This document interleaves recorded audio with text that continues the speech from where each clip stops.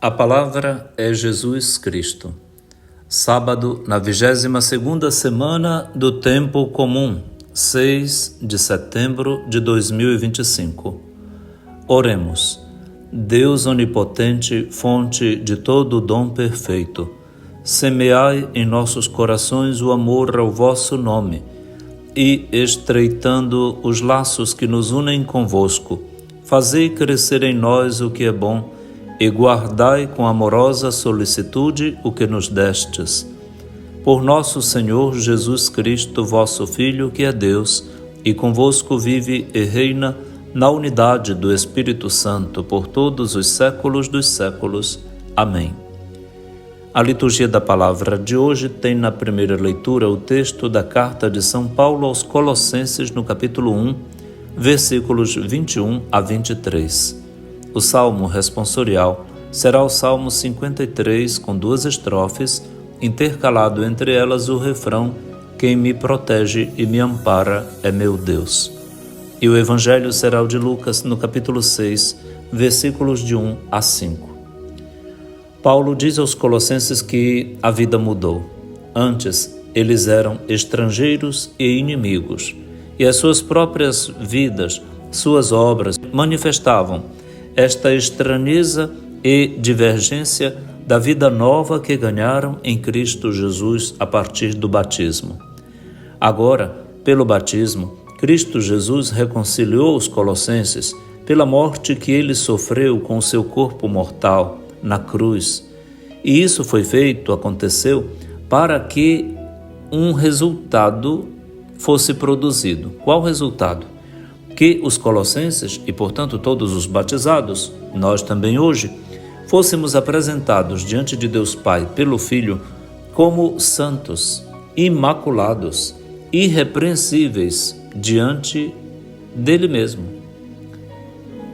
Olha, isso é uma manifestação de Paulo, uma tese teológica muito importante, porque a Páscoa de Cristo redimiu e transformou onticamente as pessoas, de estrangeiros e inimigos, em santos, imaculados, irrepreensíveis. Mas isto não basta saber disso. Tanta gente sabe disso e não vive prezando por isso.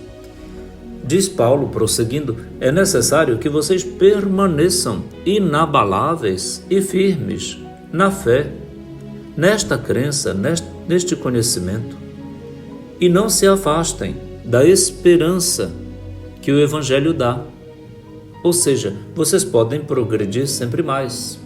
Vocês ouviram o Evangelho, que foi anunciado a toda criatura debaixo do céu, não é? Sobre a terra, do qual Paulo se tornou ministro do Evangelho.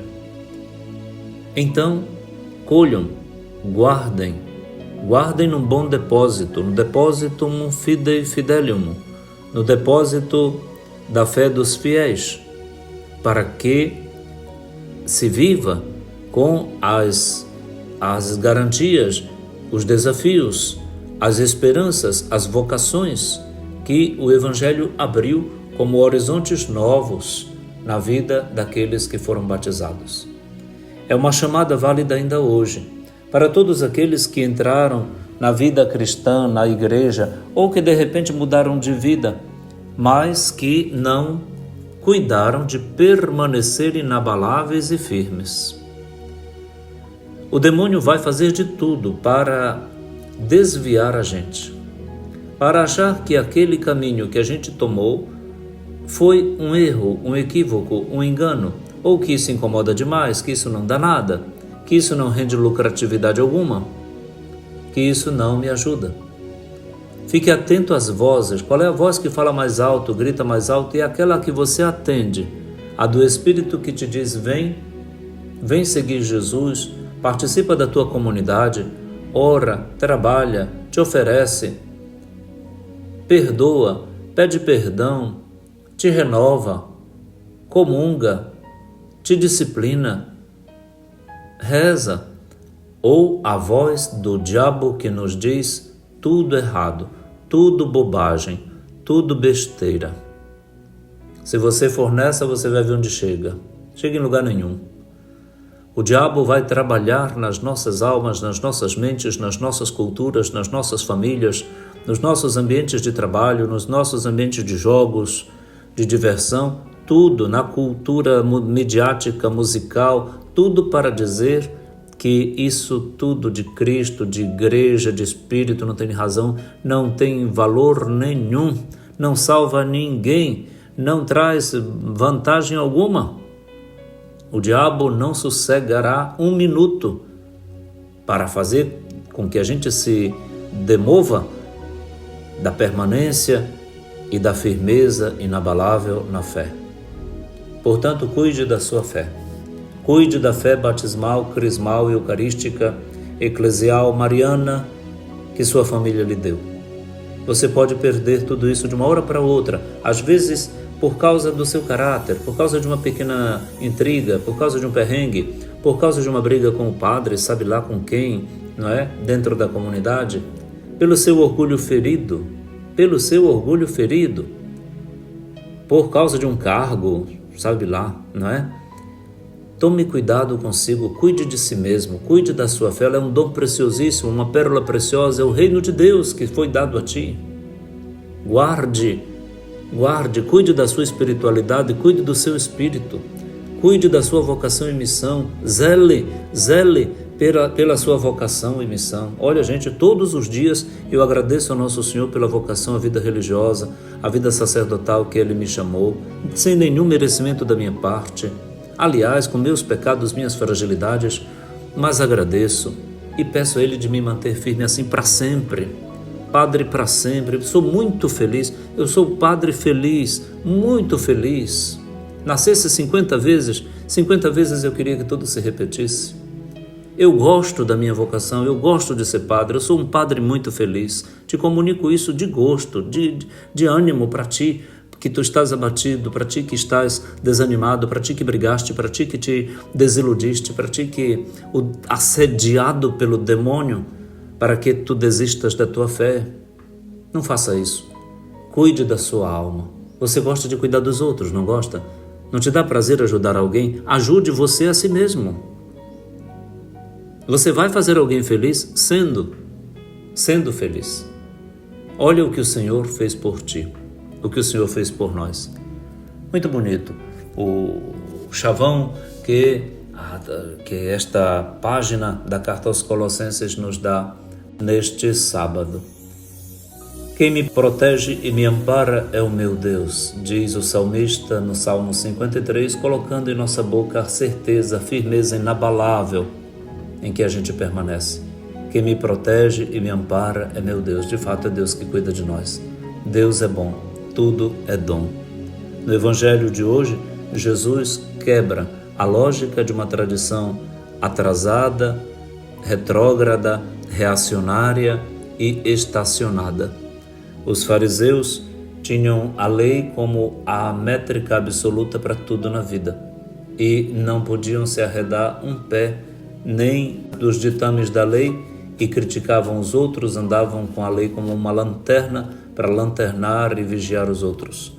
Disseram aos discípulos de Jesus que, passando num dia de sábado numa plantação de trigo e com fome, colheram as espigas, trituraram e amassaram, fizeram a farinha de trigo e fizeram pão para comer, para matar a fome. Disseram que eles não podiam fazer o que não era permitido em dia de sábado por causa da santidade do sábado, que não se trabalha no sábado sequer para fazer a própria comida, e não faziam mesmo. Os fariseus viviam assim, faziam antes e depois do sábado, mas no sábado não trabalhavam. Isto é uma absolutização das coisas? Absolutização de um dia? Não, nem no domingo para nós deve ser assim. Domingo a gente vai cozinhar o feijão, cozinhar a carne, fazer o churrasco, vamos brincar, vamos trabalhar, vamos ajudar. Claro, vamos dirigir, vamos levar, vamos trazer, vamos limpar. Evidente, vamos limpar a casa, vai lavar a roupa. Isso não mata ninguém, isso não tira a honra de que se deve a Deus, mas também vamos à Eucaristia, vamos fazer nossa prece, nossa ladainha, nosso terço, nossa visita ao Santíssimo, vamos para a celebração da palavra na comunidade. Isso não mata ninguém? Pelo contrário, Jesus teve que ir para destruir esta lógica absurda da idolatrização, da idolatria de um dia, não é? E de uma lei. Teve que chamar em causa um personagem grandão. Quem? Ninguém menos que o rei Davi. Vocês se lembram? Vocês não leram que Davi e seus companheiros fizeram quando sentiram fome? Passaram no altar e pegaram os pães oferecidos da casa de Deus, oferecidos a Deus, e os comeu.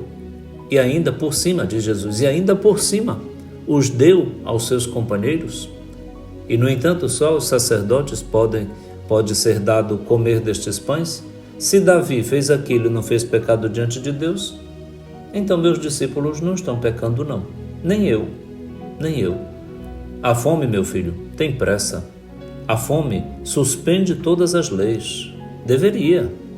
A fome, a doença, a dor, suspende qualquer lei. É urgência urgentíssima. Não tem lei contra a dor humana, a fome. Não, é urgente. Vamos aprender isso? Jesus nos ensina a sermos nada menos que humanos. Se formos humanos, Deus nos diviniza.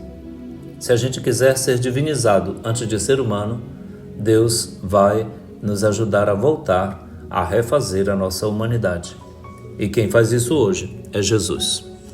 E Nossa Senhora, Mãe do Verbo humanado, encarnado, Jesus Cristo, nos ajude com sua ternura e seu abraço, seu manto sagrado, como tantos têm a ternura de dizer, nos ajude e nos acolha, nos ensine como mãe e mestra, através da Igreja, a guardarmos o que interessa, é deixar de lado o que não ajuda mais. A todos, um dia feliz de sábado com Maria, a melhor companhia. Reze comigo. Ave Maria, cheia de graça, o Senhor é convosco. Bendita sois vós entre as mulheres, bendito o fruto do vosso ventre, Jesus. Santa Maria, Mãe de Deus, rogai por nós, pecadores, agora e na hora de nossa morte. Amém. Abençoe-lhe o Deus Todo-Poderoso, que é Pai, e Filho, e Espírito Santo. Amém.